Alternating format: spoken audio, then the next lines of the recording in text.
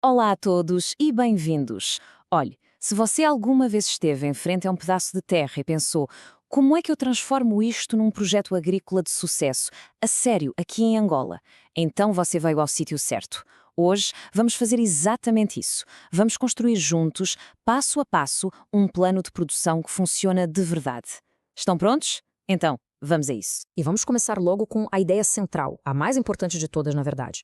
A análise do solo é a bússola do agricultor. Isso pode soar a poesia, mas, acreditem, é a mais pura das verdades técnicas. Pensem nisto. A análise do solo não é um custo, não é uma despesa. É o mapa do tesouro. É o que vos vai guiar em todas as decisões que vão tomar a seguir. É literalmente a vossa bússola.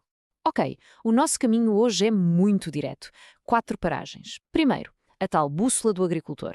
Depois, preparar o terreno. A seguir, a escolha estratégica das sementes. E no fim, juntamos tudo para criar o seu plano de sucesso. Simples, não é?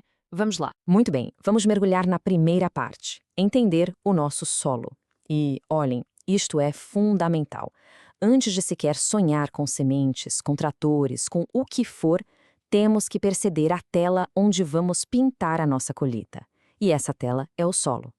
É um passo que não dá para saltar. A boa notícia é mais simples do que parece. Então, como é que isto se faz? 3 passos. Passo 1. A coleta. É simples. Caminhe pela sua parcela em zigue-zague, sabe? E vá tirando pequenas amostras de terra, umas 15 a 20, para depois misturar tudo numa só amostra composta. Passo 2. Enviar para o laboratório. Aqui em Angola, por exemplo, temos o laboratório da Ágata, em Viana, que é uma excelente referência.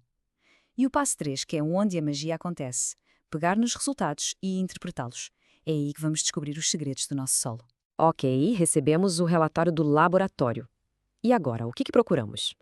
Bem, um dos números mais críticos é o pH.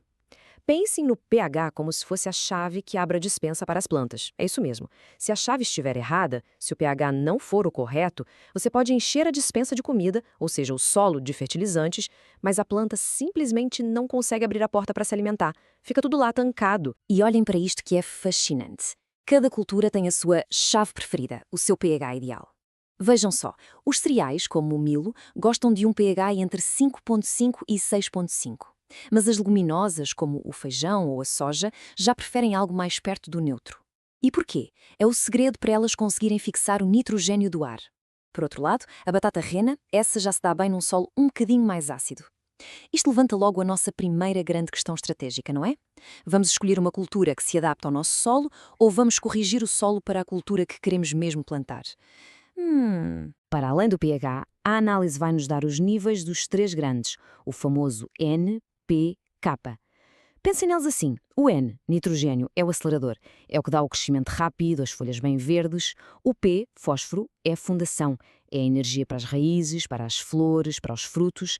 E o K, potássio. Bem, o potássio é o guarda-costas. É ele que protege a planta contra doenças e stress. Sem saber os níveis destes três, estamos a trabalhar às cegas. E se a análise nos diz que o solo é ácido? Que, sejamos honestos, é um problema bastante comum por aqui. Há solução? Claro que sim. E chama-se calagem. Basicamente é aplicar calcário dolomítico. Esta é a forma mais eficaz de adoçar o solo e corrigir o pH. Mas atenção, o segredo está no timing. Tem de ser feito no início da estação seca. Por quê? Para dar tempo ao calcário de reagir com o solo antes das chuvas chegarem e fazerem o seu trabalho. Ok, diagnóstico do solo, feito. Plano de correção, feito. Perfeito. Agora, vamos para a segunda fase. Vamos criar a cama perfeita para as nossas sementes. E aqui temos duas grandes abordagens. Se você tem uma área grande, não há como fugir. A mecanização é rainha. O trator faz o trabalho pesado, ara, grada, nivela. A eficiência é simplesmente imbatível. Agora, se você é um pequeno produtor, não subestime o poder da enxada. É uma ferramenta incrível para revolver o solo na profundidade certa e criar aqueles canteiros que fazem toda a diferença na hora de regar. No final do dia, a escolha é sua. Depende da sua escala, dos seus recursos. Muito bem, já conhecemos o nosso solo, a cama está feita. E agora? Agora chegamos ao momento da verdade. A decisão que provavelmente vai ter o maior impacto na sua rentabilidade. A pergunta é, que sementes vamos plantar? E isto, meus amigos, não é só uma escolha de agricultura, é a decisão de investimento. É aqui que se define o potencial de toda a colheita. Vamos começar pelos cereais. O milho. O milho. É o dilema clássico, não é?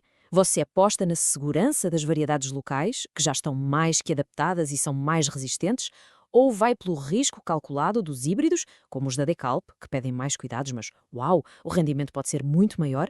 E atenção, se o seu problema é a falta de água, não pense no sorgo como uma segunda escolha. Pense no sorgo como a escolha mais inteligente. É um verdadeiro campeão a aguentar a seca. Agora, as leguminosas. Aqui, quem manda é o mercado local. Temos de ser espertos. Por exemplo, o feijão nhemba ou o feijão congo. Isto não é só plantar feijão, é plantar aquilo que tem venda garantida.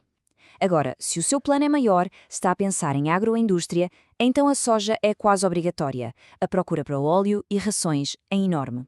E uma dica para o amendoim. O tamanho importa.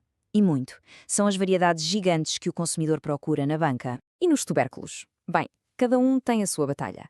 Na batata jena, o jogo chama-se produtividade. Queremos quilos por hectare. E nomes como o Spunta ou o Mundial são apostas seguras para isso.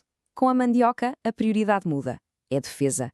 O grande inimigo é o vírus do mosaico. Por isso, escolher variedades resistentes não é uma opção. É uma necessidade para não perder a colheita toda. E a batata doce? A estratégia é a mais simples de todas. Vá perguntar ao seu mercado. Eles preferem a de polpa branca ou a amarela? A resposta deles é a sua escolha. Por fim, as hortícolas. E aqui, meus caros, os detalhes são tudo. Não chega a dizer vou plantar tomate. É tomate para comer em casa, fresco, então talvez a variedade Santa Clara. É para a indústria, para fazer polpa, então já falamos de outros híbridos.